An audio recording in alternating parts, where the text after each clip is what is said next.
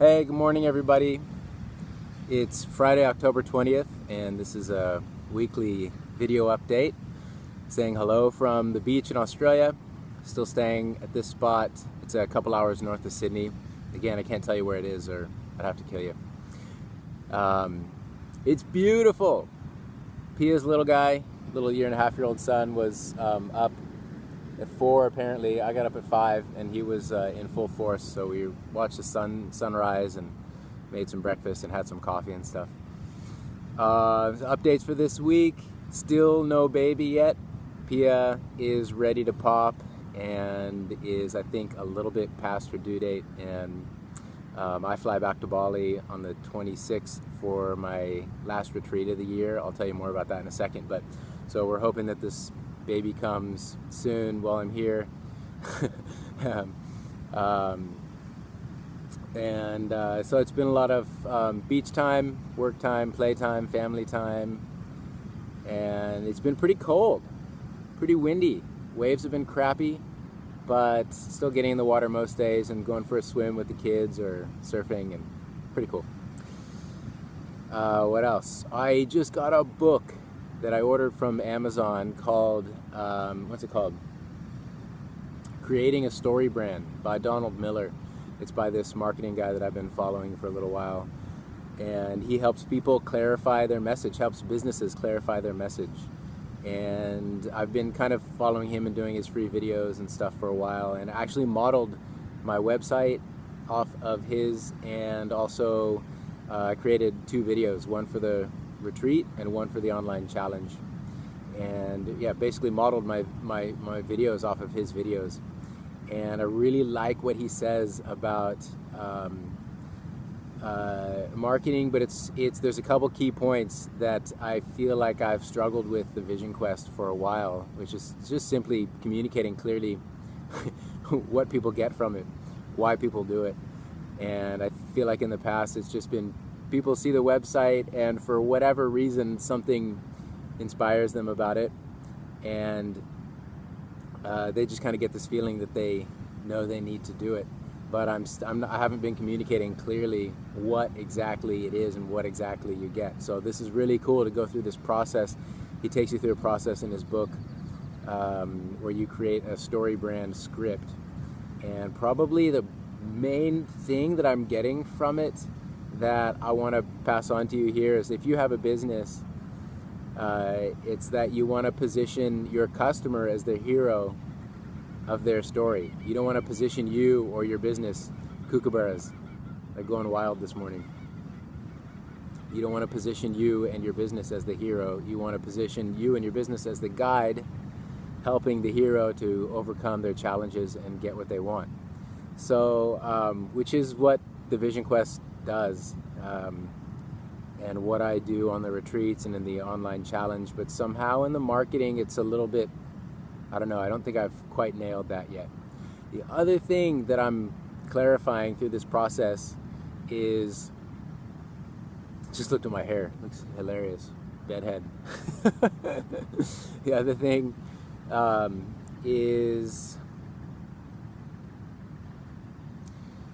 that what I really want people to get from the Vision Quest process, and what a lot of people have gotten already, is to create a successful business that fulfills your purpose, that excites you, that inspires you, and also that lets you create the lifestyle that you want to have.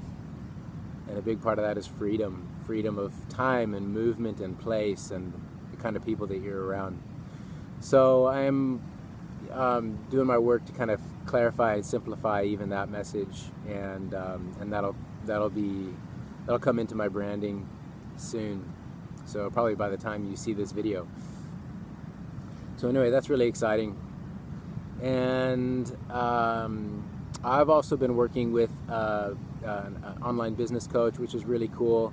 He's helped me stay on track, stay focused on the most important things, have some accountability. I'll be telling you more about that as time goes on. And this is my 2nd week working with him. And finally, So my last retreat of the year is running October 29th to November 5th in Bali, the last Vision Quest Bali retreat of the year. And it's an interesting one because there's been a volcano that's been threatening to explode. There's been a lot of tremors that they're measuring, and it's been letting off steam and I think a little bit of ash. So I've been following it every couple days, and just making sure it hasn't exploded yet. But you know, nature has its own timeline, and you know, what the scientists say, it can explode any day now. It's going to explode within a week or a month, and it's been about 6 weeks of it being really active, and you know, nothing major has happened. They've evacuated a bunch of people from around the base of the volcano, and it's been a big effort and been in the news, and you know, the media loves it. And I've got this retreat running, and we're on a little island off of Bali, so it's not like it's gonna you know, explode and lava's gonna pour all over us or anything. But I was messaging one of my participants, Alicia, who came on a retreat last year. She lives in New York, Alicia Albright, and we were exchanging voice messages yesterday, and the topic of the volcano came up, and she said something that I wanted to bring up. And she said that it seems like it's going to bring like an extra kind of like poignancy or force to this retreat, like a pressure building up, and that there's been so many crazy things happening in the world recently with hurricanes and violence and natural disasters and fires, and it's been wild. And I agree that I think this next retreat is going to have kind of, it's going to be easier for the participants to consider that they have can have a global impact or a larger impact, and see how connected we all are, and kind of almost how vulnerable we all are. Like, this life is so temporary. It can be gone in a second. It could be gone today. This could be your last day. So, and you know, considering your, I just got the low power thing, considering the temporariness of your life, contemplating your own death, it just empowers you to live the life that you want to live now, and do what you want to do, and give what you're really here to give now, and find that sense of fulfillment. So I appreciated her bringing up that idea. And you know, there was one guest who, upon hearing about the volcano stuff, he canceled about a month ago, and then about a week ago he said, you know, it hasn't exploded. I'm in. I want to do the retreat. I just trust that whatever's meant to be is meant to be, and that's what it's going to be. Everyone knows there's a little bit of a like kind of a risk, or you know, flights could get delayed if there's ash in the air and stuff like that, but everyone is making this commitment. We've got 3 people coming from New York, and everyone is down for this adventure and feels the importance of it, and the importance of it happening this week. It's going to be in 10 days in their lives. So yeah, I think it's going to be an extra powerful retreat. I'm really excited to see what happens. That's it.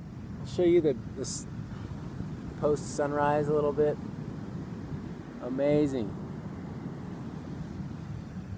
All right, everybody, thanks for watching.